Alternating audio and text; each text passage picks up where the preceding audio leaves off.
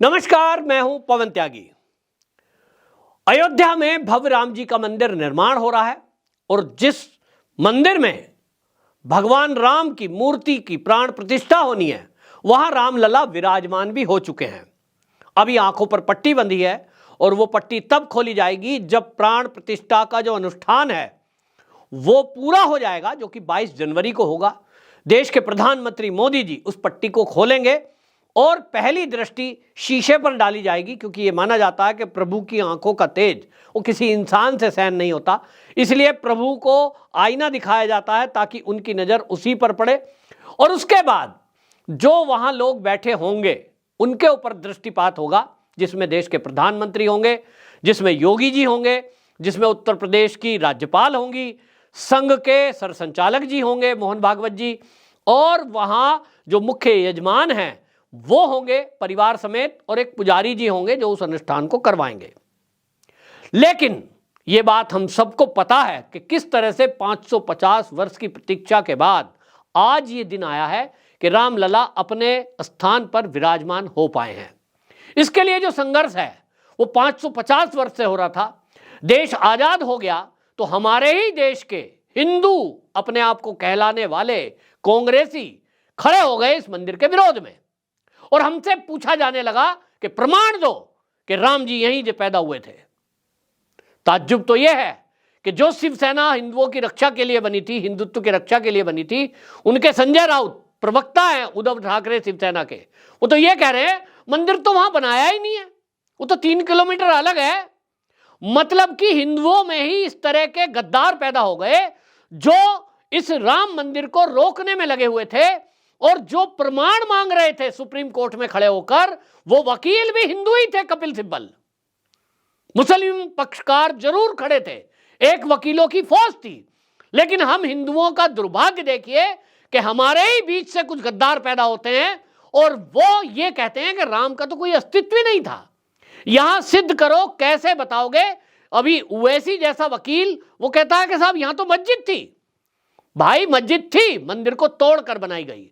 और जो एएसआई के अधिकारी हैं, मुसलमान हैं, वो कहते हैं साहब हमें प्रमाण मिले हैं जमीन के नीचे से, अवशेष मिले हैं मंदिर के, ये सबूत बताता है। लेकिन इस सब को कैसे प्रूव किया जाए?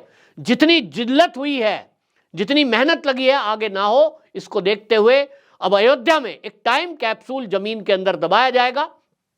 राम जन्मभूमि तीर्थ क्षेत्र ट्रस्ट जो है उसने ये तय किया है कि जो परेशानियां हिंदू समाज को पहले हुई हैं वो दोबारा से ना हो, और एक टाइम कैप्सूल पर पूरी जानकारी, इस मंदिर का इतिहास, राम जी के बारे का इतिहास, और इस मंदिर को कैसे निर्माण किया, क्या संघर्ष हुए, ये सारी बातें उस टाइम कैप्सूल में लिखकर जमीन में गाड़ दी जाएगी। और ये टाइम कैप्सूल दुनिया के कई देशों में ये इस तरह से गाड़ दी जाती है ताकि समय आने पर यदि खुदाई होगी तो वो प्रमाण के साथ में मिलेगा, और उस तरह की जिरेबाजी करने में जो आज लोग सवाल खड़े कर रहे हैं वो नहीं कर पाएंगे। ये जो टाइम कैप्सूल है इसके बारे में बताया जा रहा है कि ये अगले जो है कम से कम भी 1000 साल तक ये सुरक्षित रह सकता है, और इसमें जो है ये रखा जाएगा, आपको बता दें, 2000 फीट के नीचे, जमीन की सतह से 2000 फीट नीचे इस टाइम कैप्सूल को रखा जाएगा। कैप्सूल की शेप होती है तांबे का बना हुआ होगा, और तांबे में संस्कृत भाषा में पूरी हिस्ट्री लिखी जाएगी। कुछ चिन्ह ऐसे बनाए जाएंगे जिससे ये पता लगेगा कि ये मंदिर था। कल को कोई आने वाले समय में ये दावा ना कर सके भाई मोदी सरकार आज है, उत्तर प्रदेश में योगी सरकार आज है, कल पता नहीं क्या होगा, कोई नहीं जानता। और इसी बात को देखते हुए ये तय किया जा रहा है कि पूरी जो तैयारी है ये की जा रही है, संस्कृत भाषा में राम जी के चित्रों के साथ उकेरा जाएगा और उसको फिर जमीन में गाड़ दिया जाएगा। जरूरत पे पड़ने के बाद अगर मान लीजिए कभी ऐसा हुआ कि भूकंप आ गई, कोई बाढ़ आ गई, कुछ भी समस्या आ गई, तो भी वो कम से कम आपको बताया जा रहा है 2000 फीट नीचे रहेगी तो सुरक्षित रहेगा। और तांबा जो है उसमें जंग नहीं लगता है, इसलिए तांबे की प्लेट्स इसके अंदर रखी जाएंगी। ये टाइम कैप्सूल के बारे में आपको मैं ये भी बता दूं कि इंदिरा गांधी जब देश की प्रधानमंत्री थी, उन्होंने लाल किले में एक टाइम कैप्सूल दबवाया था।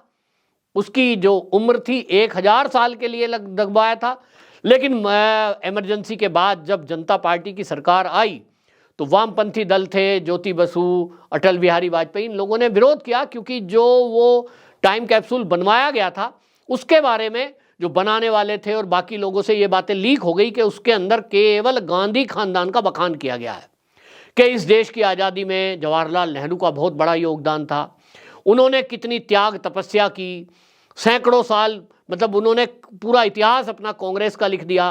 फिर उसमें यह भी बताया टाइम कैप्सूल में कि देखिए जवाहरलाल नेहरू ने कितनी जेल की यात्रा की, फिर उसमें इंदिरा गांधी का क्या रोल था, कैसे उसने दुनिया में डंका बजाया। उस तरह से कहा जा रहा है कि उसमें इस तरह की बड़ाइयाँ लिखी गई थी और इसलिए जब जनता पार्टी की सरकार आई तो उन्होंने, क्योंकि क्रेन के जरिए वो टाइम कैप्सूल दबाया जा रहा था, ये सब चीज़ें मीडिया में भी लीक हुई थी, उसके बाद उन्होंने उस टाइम कैप्सूल को निकलवा लिया और उसको ख़त्म कर दिया। जब बाद में पढ़ने में आया तो पता चला ये तो गांधी खानदान, इंदिरा गांधी अपनी ही बखान इसमें कर रही थी। यानी ये देश जो अरबों साल से चलता आ रहा है, सनातन संस्कृति, उसको ये बताने की कोशिश कर रही थी कि यहाँ तो अगर कुछ था तो वो गांधी परिवार था, वरना तो ये देश गुलाम रहता और ये तो ख़त्म हो गया होता। इस देश को बचाने में यदि किसी की भूमिका है तो वो गांधी परिवार की है। जवाहरलाल नेहरू, इंदिरा गांधी, आगे फिर राजीव गांधी, बस ठीक है, अपने परिवार का बखान करने जा रहे थे। तो कुल मैंने बताया कई देशों में इस प्रकार का हुआ है। आपको IIT कानपुर में भी ये टाइम कैप्सूल रखा गया है जिसमें देश के बारे में और हमारे इंजीनियर्स के बारे में, हमारे देश के हिस्ट्री के बारे में कुछ चीज़ें लिखी गई हैं।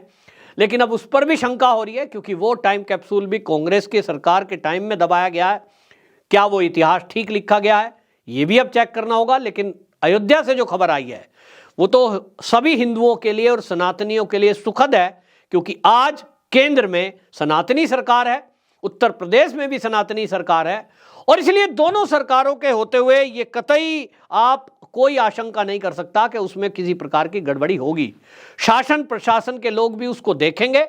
हालांकि ये सारा मामला राम जन्मभूमि तीर्थ क्षेत्र ट्रस्ट का है, ट्रस्ट इस काम को कर रही है, लेकिन गवर्नमेंट की निगरानी इसमें है और उसमें किसी व्यक्ति विशेष का व्याख्यान कतई नहीं होगा, ये सूत्रों ने बताया है।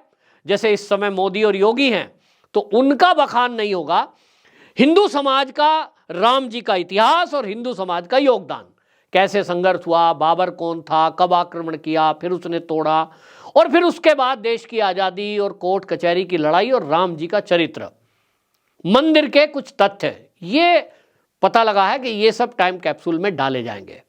तो कुल मिलाकर एक बेहतरीन काम ये हो रहा है भविष्य के देखते हुए, क्योंकि जितना संघर्ष अब हुआ है, आप सोचिए कि हम सबके इष्ट, मतलब हमारे हिंदुओं के तो जीवन में राम के अलावा है क्या? वो राम जो हमारे रग रग में बसता है, वो राम जिससे हमारी सांसें चलती है, उनका एक मंदिर बनाने के लिए अगर हमें बलिदान देना पड़ा, जान कुर्बान करनी पड़ी, जिसको कहते हैं बलिदान देना पड़ा, इतनी त्याग तपस्या करना पड़ा, लोगों को घर बार छोड़ने पड़े, कितने बहनों की सुहाग उजड़ गए, एक इस देश में जो हिंदुओं का देश कहलाता है, इससे बड़ा शर्म की और बात क्या होगी। इसलिए श्री राम जन्मभूमि तीर्थ क्षेत्र ने यह निर्णय किया है कि जो पहला संघर्ष हुआ, ऐसा मौका फिर दोबारा कभी ना आ पाए कि कोई विधर्मी आकर खड़ा हो और वो कहे कि क्या प्रमाण है कि ये राम जी का मंदिर था। तो टाइम कैप्सूल को निकाल कर दिखाया जाए कि देखिए ये प्रमाण है। उसके प्रमाण इसीलिए वहाँ लगाए जा रहे हैं और कुल मिलाकर के इसकी सराहना हो रही है।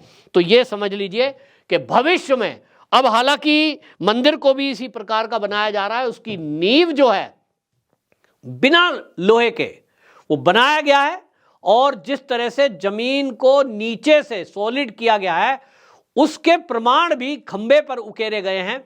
और ये प्रमाण है कि खंबे पर चित्रों को उकेरा गया है, जिस तरह से पत्थर का कलर लिया गया है, पत्थर पर जो आकृति की गई है और जो मंदिर बनाया जा रहा है वो नागर शैली में बनाया गया है, जो नागर शैली मंदिरों के लिए जानी जाती है। तो कुल मिलाकर के चित्र और मंदिर की निर्माण की जो शैली है उसको देखकर भी कोई अंधा भी बता देगा छूकर ही कि ये मस्जिद नहीं मंदिर है। लेकिन उसके अलावा भी ये टाइम कैप्सूल को जमीन में 2000 फीट नीचे गाड़ना एक एडवांस एक कदम उठाया जा रहा है तीर्थ क्षेत्र ट्रस्ट की तरफ से, जिसकी चारों तरफ सराहना हो रही है। और हमारे लिए तो प्रसन्नता की बात है कि आज ऐसी सरकार है कि सारा माहौल राममय हो गया है। तो फिर इस बात की चिंता भी वो कर रही है सरकार के आने वाली पीढ़ियों को ये परेशानियां ना हो जो हमने झेली है। जय श्री राम।